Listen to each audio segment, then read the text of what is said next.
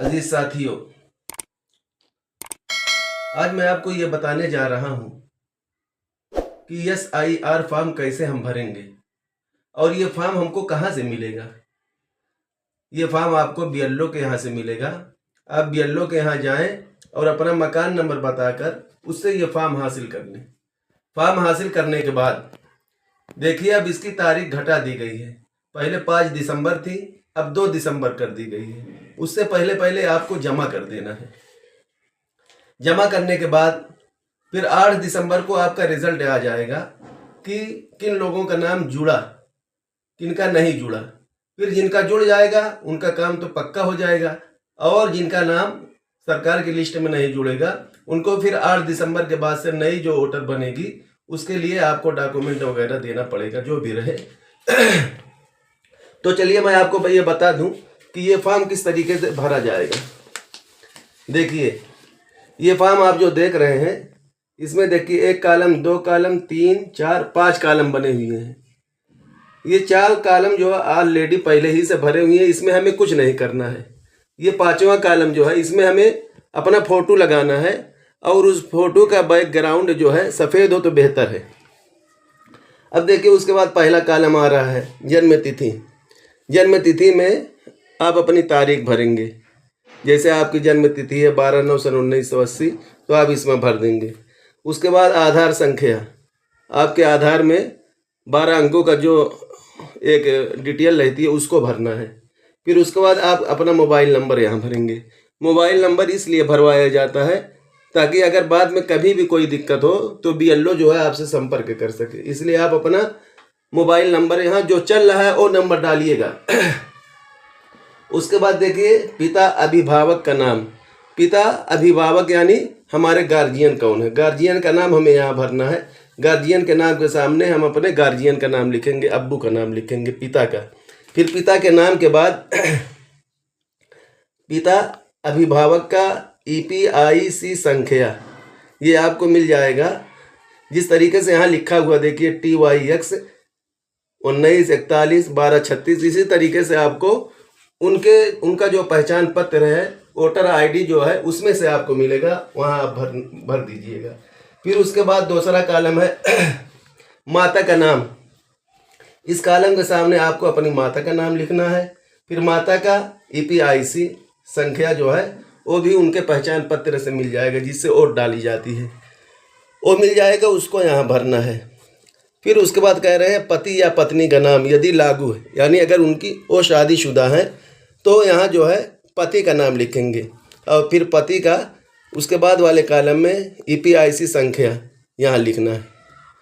इतना कॉलम जो है ये सबको भरना है, चाहे सन 2003 की लिस्ट में उनका नाम हो या ना हो। अगर सन 2003 की लिस्ट में आपका नाम है तो इनको भरना है, और जिनका नाम सन 2025 की लिस्ट में है उनको भी ये कॉलम भरना है। अब देखिए, नीचे के ये 2 कॉलम बचे। अब इधर वाला कॉलम जो है पिछले SIR की मतदाता सूची में मतदान का विवरण, इसमें जो है जिनका सन 2003 की लिस्ट में नाम है वही लोग ये कॉलम भरेंगे। अब देखिए, इस कॉलम में क्या है, निर्वाचक का नाम, यानी जिन्होंने वोट दिया है, जो अपना बनवा रहे हैं ये, वो अपना नाम यहाँ भरेंगे। और फिर EPIC संख्या दूसरे कॉलम में भरेंगे। EPI संख्या देखिए यहीं ऊपर मिल जाएगी। फिर उसके बाद संबंधी का नाम, यानी आपके पिता का क्या नाम है, तीसरे कॉलम में ये भरना है। और चौथे कॉलम में संबंध, यानी पति से आपका क्या संबंध है, पिता से, यानी पिता से आपका क्या संबंध है वो लिखना पड़ेगा, यानी वो हमारे पिता हैं। फिर उसके बाद यहाँ ज़िला है, ज़िला लिखना है आपको, जो भी जिनका जो ज़िला होगा वो लिखना पड़ेगा।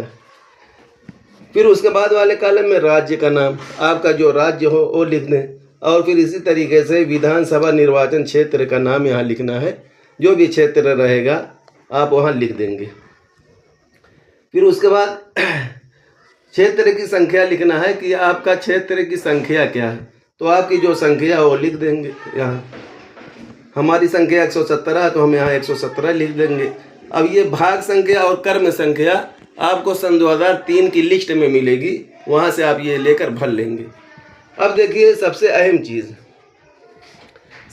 चीज़ ये है कि ये वाला कॉलम जिसका सन 2003 की लिस्ट में नाम नहीं है और सन 2025 की लिस्ट में उसका नाम है, तो ऐसे हजरात को ये वाला कॉलम भरना पड़ेगा। सबसे पहले देखिए नाम यहाँ लिखना पड़ेगा कि नाम क्या है, आपके पिता का नाम क्या है। तो यहाँ पिता का नाम लिख दें और उसके बाद यहाँ उनकी EPIC संख्या लिखना है। फिर उसके बाद संबंधी का नाम, यानी उनके पिता का क्या नाम है, यानी आपके पिता के पिता का क्या नाम है, यानी दादा का नाम क्या है। फिर उनका संबंध यहाँ लिखा जाएगा। फिर उसके बाद यहाँ ज़िला का नाम लिखा जाएगा, यहाँ राज्य का नाम लिखा जाएगा। फिर विधानसभा आपका क्या है, कहाँ पड़ता है, वो लिखा जाएगा। फिर यहाँ जो है भाग संख्या यहाँ और कर्म संख्या यहाँ लिखा जाएगा। और फिर उसके बाद यहाँ आपकी एक सिग्नेचर होगी, साइन होगी। फिर उसके बाद ये कॉलम जो है, ये फॉर्म आपका समझ लीजिए फार्म जो है आपका मुकम्मल हो गया। अब इसको ऑनलाइन करवाना है।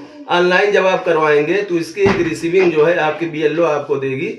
जब तक वो रिसीविंग आपको ना मिले तब तक समझ लीजिए कि आपका काम मुकम्मल नहीं हुआ। जब रिसीविंग आपको मिल जाए तब उसके बाद ये सोचिएगा अब हमारा काम मुकम्मल हो गया। वीडियो आपको कैसी लगी ज़रूर बताइए कमेंट करके।